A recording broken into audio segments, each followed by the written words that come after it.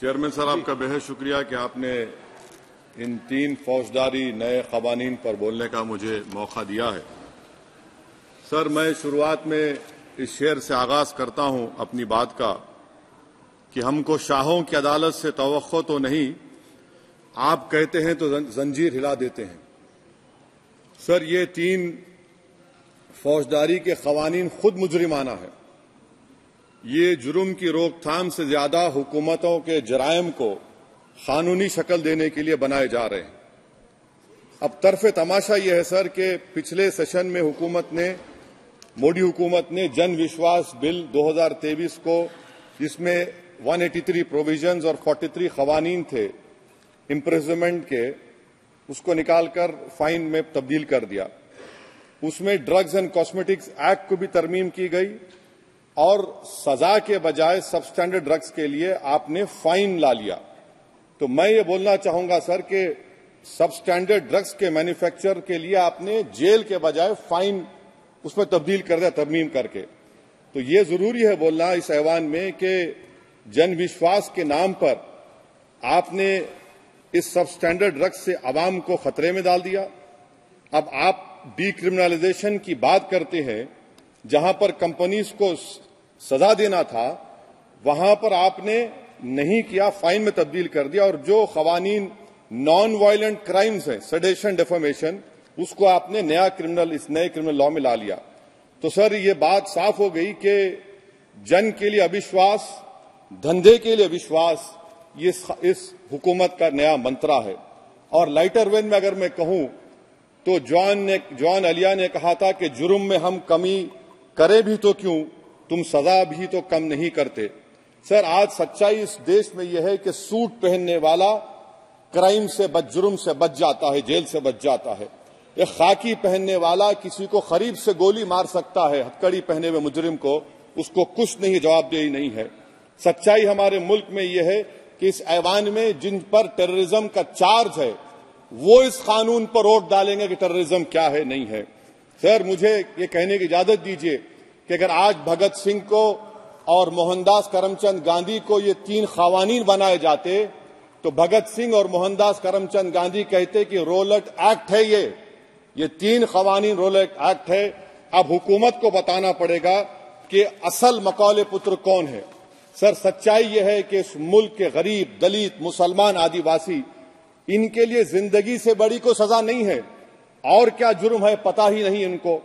Sir, अगर हमको reform करना था, इस्लाह करना था, तो हमको उन प्रोविजंस को निकालना था जो हुकूमत और पुलिस को मनमानी करने की इजाजत देती है। हमको वो प्रोविजंस को निकालना था कि जो मंत्रियों को और पुलिस को ये मौका मिल जाता है लोगों को सालों जेल में रखने का, उन पर कोई जुर्म पर साबित नहीं होता। हमको ये करना चाहिए था कि जो प्रोसिक्यूटर होता है वो फैब्रिकेटेड एविडेंस डालकर ताकतवरों को अपनी ताकत की बुनियाद पर उनको छूट दे देता है। हमने वो काम नहीं किया। आज हमारे वतन अजीज भारत में सबसे ज्यादा अंडर ट्रायल अगर कोई है जेलों में तो मुसलमान, दलित, आदिवासी हैं। सर, इनका कन्विक्शन रेट देख लीजिए आप। एनसीआरबी का डेटा है 2017 से 21 का, 20% अंडर ट्रायल मुसलमान है, 16% कन्विक्शन है और मुसलमानों की आबादी 14.2% है। प्रिवेंटिव डिटेंशन ले लीजिए, जिसको इस्तेमाल किया जाता है जुडिशियल प्रोसेस को सबवर्ट करने के लिए और फेयर ट्रायल को सबवर्ट करने के लिए। आज भारत की जेलों में 30% डेटेन्यूज मुसलमान हैं। उत्तर प्रदेश में 2017 में 33% मुसलमान डेटेन्यूज थे। आज 83.9% उत्तर प्रदेश की जेलों में मुसलमान डेटेन्यूज है। सर, एक और मिसाल दे रहा हूं, CSDS की रिपोर्ट है, थिंक टैंक है बहुत बड़ा, जो कहता है कि they have found substantial prejudice against Muslim police force. Bihar, Maharashtra, Uttarakhand, Jharkhand, 2/3 of the surveyed police personnel believe that Muslims were more inclined to violence than members of the communities. ये empirical evidence है। इसी रिपोर्ट में कहा गया कि 35% जिन पुलिस के अहदेदारों का सर्वे किया गया उन्होंने मॉब वायलेंस को नेचुरल करार दिया, खास तौर से उन केसों में जहां पर काउ स्लॉटर होता है। CJPAP का इन्वेस्टिगेशन रिपोर्ट है सर कि कोविड-19 के दौरान जिन लोगों 25% मुसलमानों का अरेस्ट किया गया था, ये बायसनेस नहीं है तो क्या है, मध्य प्रदेश में मुसलमान 7% के करीब है और 21% मुसलमानों का नाम सर एफआईआर में डाल दिया गया था। सर प्रोजेक्ट 39 ने नेशनल लॉ यूनिवर्सिटी ने उन लोगों का सर्वे किया जिन पर सजाए मौत दी गई। हैरत अंगेज बात यह है कि सर 76% बैकवर्ड क्लास, दलित और रिलीजियस माइनॉरिटी से ताल्लुक था। कितने दलित और एसटीज डेथ रो पर हैं सर? महाराष्ट्र में 50%। कितने मध्य प्रदेश में है सजाए मौत के? 36% दलित और आदिवासी। कर्नाटका में 36%, बिहार में 31%, झारखंड में 30%, गुजरात में 19 लोग जो सजाए मौत के इंतजार में हैं, 15 मुसलमान हैं। केरल में 60% जो सजाए मौत के मुलजिम है रिलीजियस माइनॉरिटीज है। सर आखिर इस देश में कब तक ये चलता रहेगा कि अनस्पोकन रिजर्वेशन उन लोगों के लिए उनके पास पूरा पॉलिटिकल पावर है और एक अनस्पोकन रिजर्वेशन है दलित, मुसलमान, आदिवासियों के, इनको जेल में रहना पड़ता है? कि आखिर ये कैसे मुमकिन है सर कि आलाजात के जो अक्सरियती तबके के लोग हैं उनके पास सियासी ताकत है, माशी ताकत है, सोशल ताकत है और मुसलमान और दलित आदिवासी जेलों में पड़े रहते हैं? अरे अगर आप 3 कानून लाकर इस्लाह कर रहे हैं तो कौन सा इस्लाह है? आप तो ताकतवरों का रिफॉर्म कर रहे हैं, गरीबों को इससे क्या फायदा हो रहा है? तो जैसा अंग्रेजी में कहा गया था कि the cure is dangerous than the disease. Sir अब आप आ जाइए BNSS पर, क्लॉज 187 डिटेंशन का पीरियड देख लीजिए सर 187(3) में, यानी 15 दिन से ज्यादा आपको मुश्किल है प्रेजेंटली। अब आपने प्रोविजन दे दिया कि 90 दिन तक आप कभी भी 5 दिन का, 6 दिन का, 10 दिन का, यानी 90 दिन तक किसी को बेल नहीं मिलेगी। और हैरत अंगेज बात यह है कि यूएपीए के कानून में जिसको जेल में डाला जाता है यूएपीए में, 30 दिन के बाद एक सुपरिटेंडेंट ऑफ पुलिस को कोर्ट में एफिडेविट देना पड़ता है कि क्यों आप पुलिस कस्टडी ले रहे हैं जेल से। आपने वो भी निकाल दिया। यानी जिस किसी को भी आप इस कानून में अरेस्ट करेंगे, यूएपीए से ज्यादा मैं 90 दिन जेल में रहूंगा। और कौन रहेगा जेल में? मुसलमान रहेगा, दलित रहेगा, आदिवासी रहेगा और बेल उसको नहीं मिलेगी। तो ये खुद सुन लीजिए, तो यानी कन्विक्शन नहीं होगा, ना बेल मिलेगी क्योंकि पुलिस कस्टडी है। ये कानून में है सर, आप मुझे करेक्ट कर सकते हैं। अच्छा, DK बासु के गाइडलाइंस को आपने अडॉप्ट नहीं किया। क्लॉज 53(1) आप ये भी नहीं कह रहे कि भाई कौन उसको एग्जामिन करेगा? तो discretion of the medical practitioner. अरे आप ये पुलिस में जब जाते हैं तो पुलिस इतनी खातिर तवाज़ो करती है कि तलवों से लेकर जिस्म तक पूरे निशानात उसके जिस्म पर रहते, और आप कह रहे हैं कि मेडिकल प्रैक्टिशनर डिस्क्रेशन करेगा तो होगा। अब आप आ जाइए सर इसके ऊपर आपको बता रहा हूं सर। अब आप देखिए क्लॉज 187 तो आपके सामने जिक्र कर दिया मैं सर। अब आप देखिए क्लॉज 472 मर्सी पिटीशन, आर्टिकल 79 और 161 का कॉन्स्टिट्यूशन का हिस्सा है, और ये आप कानून लाकर कहती हैं कि उसकी तरफ से मर्सी पिटीशन डालेगा तो convict, legal heir, other relative. Sir जो सजाए मौत काटेगा वो तो आधा पागल हो जाता है जेल में। आप थर्ड पार्टीज को मौका नहीं दे रहे। ये कौन सा इंसाफ है बताइए आपका? ये कौन सा इंसाफ है आपका? और फिर सर आप ये बताइए कि थर्ड पार्टीज को बाहर कर रहे हैं। अच्छा, कितना टाइम आप दे रहे हैं? कितना टाइम आप दे रहे हैं कि सुप्रीम कोर्ट के रिजेक्शन ऑफ SLP के बाद 30 दिन और गवर्नर के रिजेक्शन के बाद 60 दिन? ये कैसा इंसाफ होगा सर? सुप्रीम कोर्ट ने कहा कि multiple mercy petitions can be filed, आपने उसको भुला दिया। अच्छा सर, अब आप एक और बात देख लीजिए, क्लॉज 479 में ये कहते हैं कि अगर कोई डिटेंशन पीरियड अपना 1/2 ऑफ द क्राइम जो ऑफेंस का पूरा कर लिया तो उसको बेल मिलेगी। आप तो उसको और खतरनाक कर दिए हैं। आप ये कहते हैं, उसमें ये कहते हैं सर, यहां पर आपने कह दिया क्लॉज 187 में, सॉरी सर, ये डिटेंशन मल्टीपल क्लॉज 479 में अगर एक से बढ़ के ज्यादा ऑफेंस होगा या ऑफेंस होगा लाइफ इम्प्रिजनमेंट का या पेंडिंग होगा तो उसको बेल नहीं मिलेगी। अरे हम तमाम तो, ऋषिकांत दुबे आप पर जब केस लगा, आपने कहा आपकी गाड़ी पर हमला हुआ, मैं जानता हूं, आप पर तो एक सेक्शन नहीं लगा, कई सेक्शन आप पर लगा दिए गए, तो फिर मुझे बेल नहीं मिलेगी। ये क्या कर रहे हैं आप? किस लिए कर रहे हैं आप अंदाजा भी लगा रहे, भाई आज आप वहां बैठे, कल आएंगे इंशाल्लाह, फिक्र मत करिए। पावर इटर्नल नहीं होता, ये तो कुदरत का निजाम है कि जो गंदगी करता है तो उनके लिए किसी और को मौका मिलता है, मगर आपको आना पड़ेगा एक दिन, आप ये गंदगी कर रहे हैं।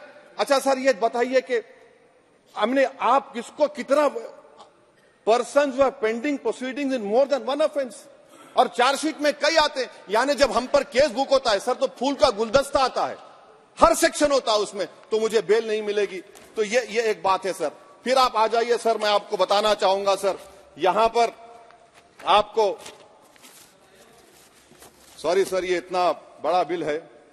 फिर आप टेररिज्म पर सर, बीएनएस का टेररिज्म सर, ये बड़ा ही डेंजरस आपने खतरनाक आपने काम किया है। इससे दहशतगर्दी का मुकाबला नहीं होगा, सिविल लिबर्टीज खतरे में पड़ जाएंगे। और सबसे बड़ी बात तो यह है सर, इसमें आपने नोटिफाई करेंगे किसी को टेररिस्ट, कोर्ट क्यों नहीं करेगा? पुलिस वाला कैसे करेगा मुझे टेररिस्ट नोटिफाई? किसी ऑर्गेनाइजेशन को टेररिस्ट घोषित कर देंगे। तो ये खुद सेपरेशन ऑफ पावर्स का वायलेशन है, जुडिशियल इंडिपेंडेंस का वायलेशन है, और इंदिरा गांधी वर्सेस राजनारायण केस का वायलेशन है। तो ये मोदी सरकार जुडिशरी के पावर्स को छीनकर खुद जज, जूरी, एग्जीक्यूशन बन रही है। किसी शायर ने बड़ा अच्छा कहा था सर, वही कातिल, वही मुखबिर, वही मुंसिफ ठहरे। सर, मैंडेटरी वीडियो रिकॉर्डिंग आपने कहा कि जिस जगह पर किस प्लेस पर सर्च होता है वीडियो रिकॉर्डिंग की, मैं ये कहता हूं कि जब मेरा अरेस्ट होगा वीडियो रिकॉर्डिंग करिए, क्यों नहीं करते आप? जब मेरे घर पर पुलिस आती है वीडियो रिकॉर्डिंग करिए, जो मैं पुलिस को देता हूं उसकी वीडियो रिकॉर्डिंग करिए। विटनेस स्टेटमेंट होगा क्लॉज 183 में, उसका वीडियो रिकॉर्डिंग करिए। क्यों नहीं आप पैसे देते कि हर पुलिस वाले के जिस्म पर एक वीडियो रिकॉर्डर हो, और एक्यूज को मिलना चाहिए, आप नहीं मिलता एक्यूज को। हाँ, आपको नहीं है, मैं जानता हूं। क्लॉज 250 और 262 सर इनकंसिस्टेंट है। तो क्लॉज 250 में 60 डे टाइम लिमिट है डिस्चार्ज के लिए।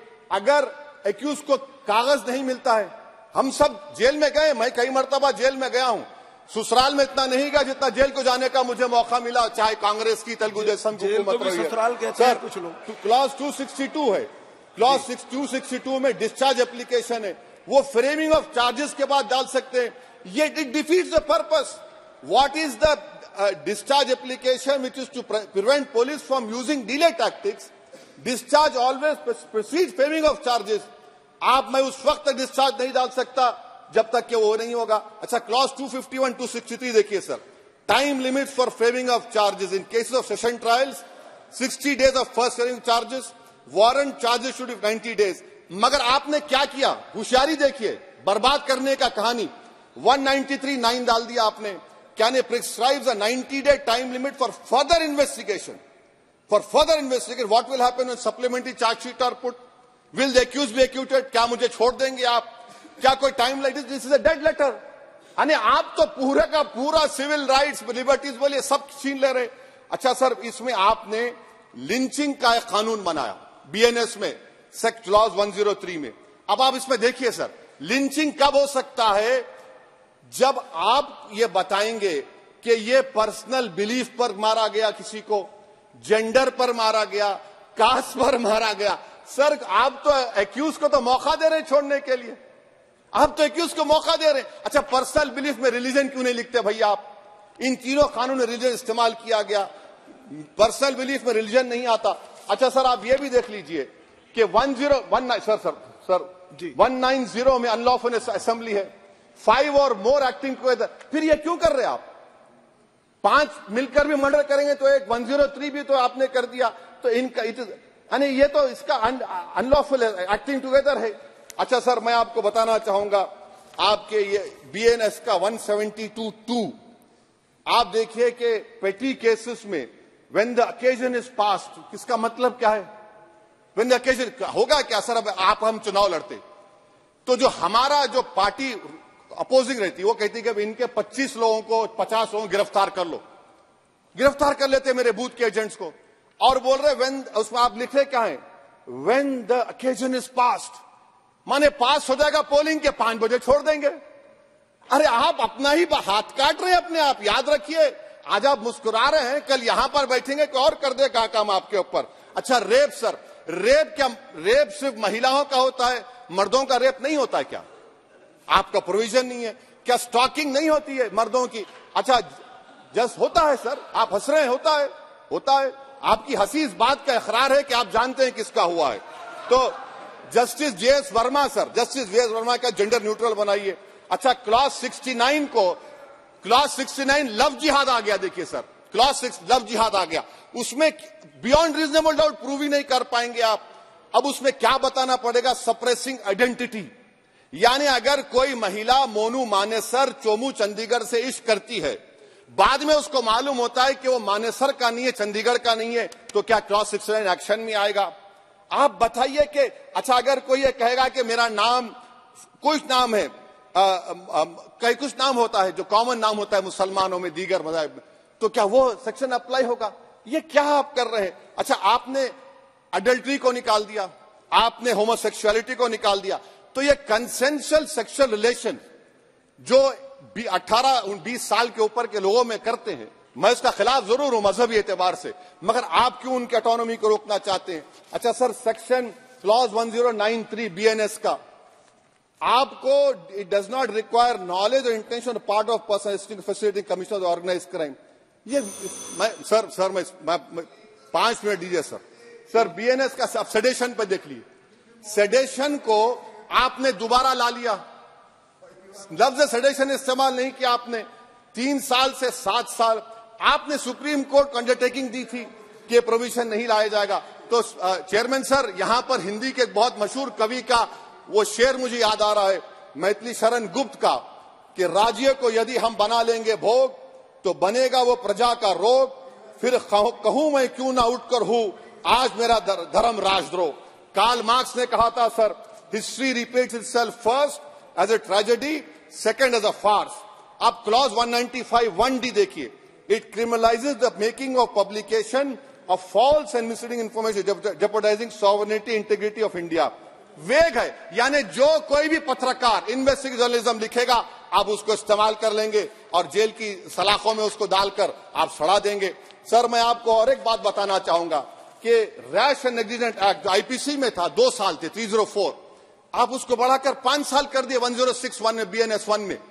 और rash and negligent driving 304 IPC में था 2 साल की सजा, आपने 10 साल कर दिया। यह क्रिमिनल जुरिस्प्रूडेंस का हिस्सा नहीं है। अच्छा, क्रिमिनल ऑर्गेनाइजेशन उत्तर प्रदेश में यूपी गैंगस्टर एक्ट में एक चार्जशीट में गैंगस्टर एक्ट लगता। सर आप बताइए फिर यूएपीए का क्या होगा, पीएमएलए का क्या होगा, महाराष्ट्र मकोका क्या क्या होगा, गुजरात के कोका क्या क्या होगा? आप ये सब कानून रख रहे हैं और एक पुलिस वाले को आप ये तमाम कानून की इजाजत देंगे? याद रखिए, जिंदगियां बर्बाद करने का काम आप कर रहे हैं और सबसे बड़ा इसका नुकसान होगा।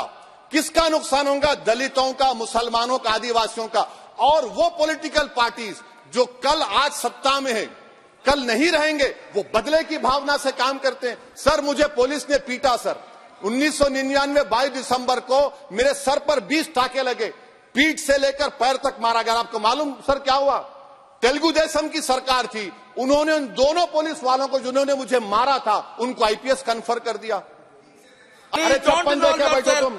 प्लीज आप बैठ जाइए। टेररिज्म का देखिए सर, आप बैठ जाइए प्लीज। यूएपीए का सर, मैं खत्म कर, टेररिज्म उनको रोकिए sir. Okay please sit down sir. Terrorism का डेफिनेशन में आप देखिए, यूएपीए का सेक्शन 16 क्लॉज 113 में आ गया, यूएपीए का सेक्शन 15 क्लॉज 131 में आ गया। देख लेंगे, उसको देख लेंगे। यूएपीए का आपत्तिजनक अंश निकाल दिए जाएंगे। यूएपीए का क्लॉज 18 113(4) में आ गया, यूएपीए का क्लॉज 18 113(3) में आ गया, यूएपीए का क्लॉज 20 113(5) में आ गया, यूएपीए का सेक्शन 19 113(6) में आ गया। अरे भाई साहब, फिर क्या बचा है? आप यूएपीए से, मकोका से, गुजरात कोका से, पीएमएलए सब ला लिए। तो स्पीकर सर, मैं अपनी बात को खत्म करने से पहले मैं उम्मीद कर रहा था कि मैंने वजीर दाखिला का एक स्टेटमेंट सुना था अमित शाह साहब का, कि जब गुजरात के होम मिनिस्टर थे तो उन पर जुल्म किया गया, उनको दबाया गया। मगर हम ये समझ रहे थे कि जिस शख्स पर नाइंसाफी हुई है, जो वो क्लेम कर रहे हैं, तो कम से कम वो दूसरों से नाइंसाफी तो नहीं करेंगे। आप क्या कर रहे हैं? अरे ऐसे हजारों लोग हैं जिन पर जुल्म हो रहा है, ना उनके पास दलील है, ना उनके पास वकील है, ना उनके पास आजादी है। तो ये तीन सर मैं आखिर एक लव ये तीनों कवानीन हमारे मुल्क की जमहूरियत के लिए, इन गरीब तबकात के लिए नुकसानदेह साबित होगा। और ये सरकार को मैं चार्ज दे रहा हूं, आप चेक रिपब्लिक में निखिल गुप्ता बैठा है, लेके आओ ना उसको। कुलभूषण यादव पाकिस्तान में बैठा है, लेके आओ ना। कतर में हमारे फौजी बैठे, लेके आओ ना उनको। अरे कहां तुम्हारी देशभक्ति है? अरे निखिल गुप्ता को लाओ, इस कानून में इस्तेमाल करो, मगर वो नहीं बोलेंगे। मैं इस कानून के मुखालिफत में खड़ा हूं जो भारत की जमहूरियत के लिए खतरा बनेगा। शुक्रिया।